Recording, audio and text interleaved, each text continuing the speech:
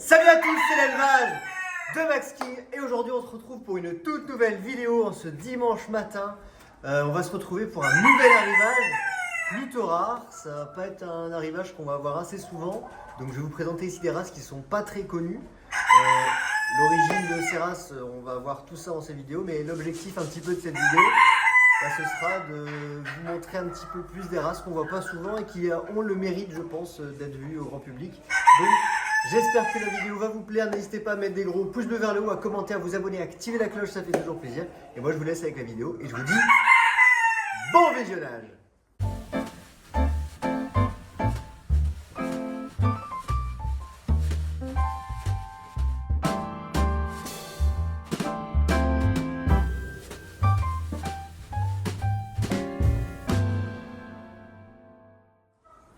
Tout de suite, on va rentrer dans le box. Ils sont dans un court moment en quarantaine.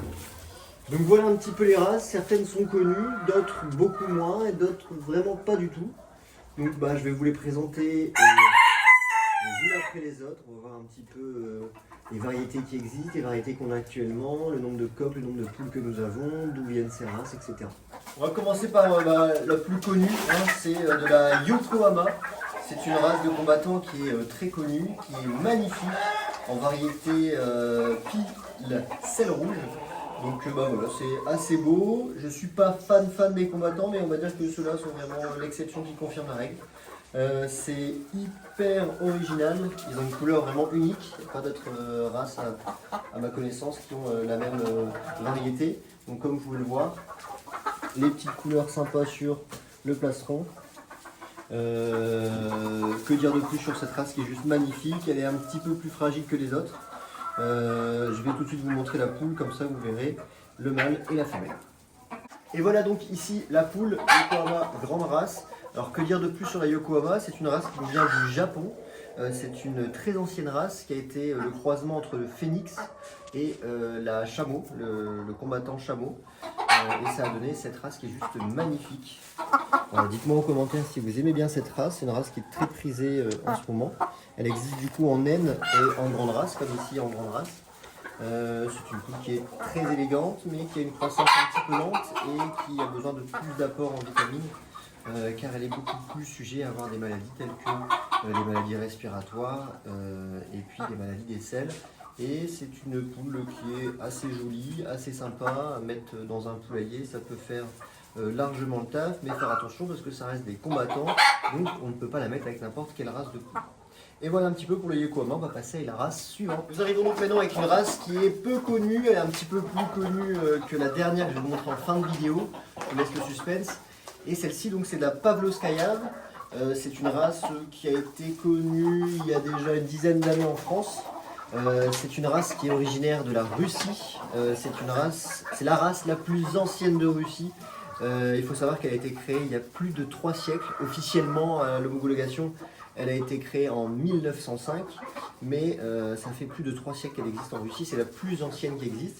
Elle est vraiment originale. Donc ici, on a de la dorée. Ce qui est très intéressant chez sa poule, c'est qu'elle a plein de caractéristiques. Déjà, sa taille qui est vraiment entre le demi-nain. Il faut savoir qu'un coq, le coq va peser entre 1,7 kg et 1,8 kg et les poules entre 1,1 kg et 1,2 kg. Les particularités, elle a une petite barbe juste ici. Elle a une petite hupette sympathique. Elle a la même crête que la flèche, en pointe sur les côtés. Et elle a en plus de ça des plumes aux pattes. Donc c'est une poule qui est vraiment sympa. C'est pas une très bonne pondeuse, on compte entre 90 et 120 œufs par an. Mais elle a toutes ses caractéristiques. Et en plus ici on est dans le nord. Et vu que c'est une poule russe, elle a largement l'habitude du froid. Donc c'est pas des -5, -10 du nord qui vont lui faire peur. Elle est très résistante au froid. Et elle a son côté un petit peu original. Je vais la lâcher le corps pour que vous puissiez voir un petit peu comment elle se tient, etc. Et tout de suite, je vais vous présenter sa poule. Voilà donc sa poule. Alors comme vous pouvez voir, la huppe est beaucoup plus jolie chez la poule que chez le coq, un petit peu comme toutes les poules huppées. Pareil, on retrouve la petite barbe ici, la petite huppe sympathique, les plumes sur les tarses. Et puis bon, c'est la même coloris, c'est du doré. Donc elle est vraiment sympa, elle ressemble un peu à la Padoue avec des plus beaux pattes et une petite barbe. Elle est un petit peu plus grosse bien évidemment, elle pond beaucoup moins et puis avec les tarses noires, ça fait une poule assez sympa, très originale. N'hésitez pas à me dire en commentaire si vous connaissiez cette race ou pas du tout. Si vous la connaissez, dites-moi tout ça en commentaire. Et tout de suite, on va passer à la dernière race. Avant de passer à la prochaine race, je voulais juste vous informer, donc comme je vous ai dit, les Yokohama sont réservés, on n'a qu'un couple ici. Et ici, donc sur la Pavlovskaya, on a 3 couples. Je ne vais pas les vendre, je vais essayer de les garder, faire un petit peu de reproduction et pourquoi pas vendre des œufs fécondés par la suite. Mais l'objectif, c'est de sélectionner un petit peu cette race pour le plaisir d'avoir un petit peu de reproduction à la maison. Parce que c'est vrai qu'on n'a plus beaucoup de parquets, on a les Orpington, bientôt les Gauloises. Et donc du coup, la Pavlovskaya est une race incroyable et qu'on ne voit pas partout. Donc voilà, je tenais à vous le dire. On va reproduire de la Pavlovskaya en 2025 chez l'élevage de Maxi. Et tout de suite, on va passer à la dernière race. Nous voilà donc sur la dernière race. Ici, nous l'avons en naine et en grande race. On va commencer par la grande race car c'est celle que je vais garder dans l'élevage. Comme vous avez pu le voir dans la vidéo de l'année dernière sur les nouveaux arrivants, on a vu la Brabanteur. Donc c'est de la Brabanteur en grande race. Ici, on a récupéré du coup de la chamoisée et de la dorée. Et il me reste encore 4 poules argentées de l'année dernière. Malheureusement, j'ai perdu le coq, comme je vous l'avais dit dans une précédente vidéo. Et donc, du coup, on va essayer de sélectionner en faisant 2 parquets pour pas travailler en fonction de l'unité, puisque j'ai 2 sortes différents. Ici, on a récupéré 2 couples de chamoisés, pardon, et un couple de dorés. Et on a encore 4 poules de l'autre côté en argenté panténois. Donc cette race-là est une race vraiment impressionnante, elle est magnifique, elle est plutôt imposante, comme vous pouvez le voir par rapport aux races suivantes telles que le Yokohama et les Pavlovskaya. Ici c'est la chamoisée, donc c'est honnêtement mon coup de cœur, c'est juste magnifique. Comme la Pavlovskaya, elle a la crête de la flèche, elle a la petite coupe sur la tête, la petite barbe, elle n'a pas de plume au tarse, comme vous pouvez le voir, et elle est juste magnifique, très élégante. Elle va ressembler pour les plus connaisseurs d'entre vous à la barbue de Thuringe, qui est une race aussi extrêmement rare. Et la Brabanteur en France est extrêmement rare à retrouver. Elle ressemble beaucoup à la barbue hollandaise, mais la barbue hollandaise n'a pas de huppe, la Brabanteur a une huppe. Donc voilà, donc c'est très compliqué. Si vous connaissez des éleveurs en France qui en ont et qui en sélectionnent, n'hésitez pas à me donner ça en commentaire. Mais c'est quand même vachement rare, c'est pour ça que je voudrais la garder, la sélectionner. Et pourquoi pas, plus tard, dans 10 ans, 15 ans, me dire que c'est un petit peu grâce à tous ces petits éleveurs qui sélectionnent les races, c'est plutôt sympa. Donc voilà, l'année prochaine, on aura de la Brabanteur en chamoisé, en doré et en argenté pointé noir. Dans un premier temps, je vais sélectionner, garder les sujets et au fur et à mesure du temps, pourquoi pas revendre des œufs fécondés ou des poussins, des jeunes qui veulent commencer, qui veulent surtout sélectionner la race, surtout pas croiser avec d'autres races ou en faire un business parallèle. C'est vraiment de la sélection de races pour préserver ces races qui sont juste magnifiques et ce qui serait vraiment dommage de perdre au fur et à mesure des années. Donc voilà pour le coq, je vais tout de suite vous montrer la poule. Et voilà pour la poule, donc elle est juste magnifique.